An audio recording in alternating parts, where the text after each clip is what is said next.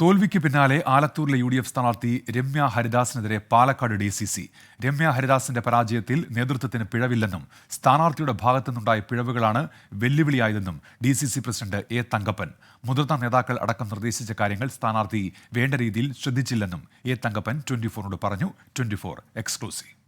ഏറ്റവും ശക്തമായ പോരാട്ടം നടന്ന പാലക്കാട് മണ്ഡലത്തിൽ പ്രതീക്ഷിച്ചതിലും അപ്പുറത്തെ ഭൂരിപക്ഷം ഉറപ്പാക്കാൻ കഴിഞ്ഞതിന്റെ ആത്മവിശ്വാസത്തിലാണ് പാലക്കാട് DCC അധ്യക്ഷൻ ശ്രീ തങ്കപ്പൻ നമ്മളോടൊപ്പം ചേരുന്നുണ്ട്. അദ്ദേഹം എന്നിരിക്കെയും ആലത്തൂർ കൈവിട്ടത് പാർട്ടിക്ക് നേരിയ രീതിയിലുള്ളൊരു വെല്ലുവിളിയും തിരിച്ചടിയുമാണ്. VD സതീശൻ തന്നെ കാൻഡിഡേറ്റിൻ്റെ അടുത്ത് ചില ആവശ്യങ്ങൾ മുന്നോട്ട് വെച്ചിരുന്നു. അത് പാലിക്കപ്പെട്ടില്ല. അതുകൊണ്ടാണ് ഈ തോൽവി എന്ന് പറയാൻ പറ്റുമോ? 100% അതിൽ VD സതീശൻ മാത്രമല്ല, VD സതീശൻ പ്ലസ് മറ്റു നേതാക്കന്മാരൊക്കെ നമ്മുടെ പോരായ്മ തിരുത്താൻ പറഞ്ഞിരുന്നു. അത് സത്യം തന്നെയാണ്. പക്ഷേ അതൊക്കെയാണെങ്കിൽ 100% ഞാൻ ഇപ്പോഴും പറയും 100% ജയിക്കും. അത് സംഘടന കുറവല്ല, അതിനകത്ത് ചില പ്രശ്നങ്ങൾ ഉണ്ടായിരുന്നു.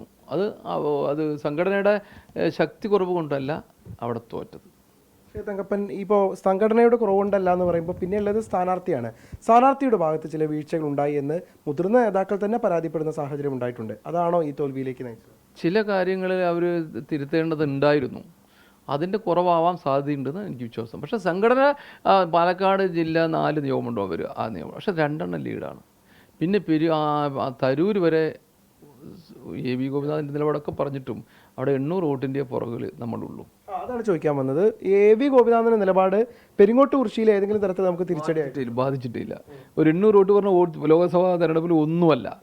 അദ്ദേഹത്തിൻ്റെ എല്ലാ സ്വാധീനം ഉപയോഗിച്ചു അവർ നടന്നിട്ടൊന്നുമില്ല. ഞാൻ ആരും കുറ്റം പറയാൻ ചെറുതായി കാണുന്നില്ല. ആലത്തൂരിലെ തോൽവി DCC പഠിക്കുമോ? അക്കാര്യത്തിലൊരു 100% ആലത്തൂർ പഠിക്കണമല്ലോ, തിരുത്തണമല്ലോ. അപ്പോൾ വീണ്ടും നമ്മൾക്ക് തിരുത്തി മുന്നോട്ട് പോകേണ്ടത് ഒരു പാർട്ടിയുടെ ഒരു ബാധ്യതയാണ്. എവിടെയാണ് പോരായ്മ, അത് തിരുത്തി മുന്നോട്ട് പോകും. കേരളത്തിൽ മുഴുവൻ സീറ്റ് കിട്ടുമ്പോൾ ഒരു CPM പോയി വേണം ആലത്തൂർ എന്നുള്ളത് എനിക്ക് ദുഃഖമുണ്ട്.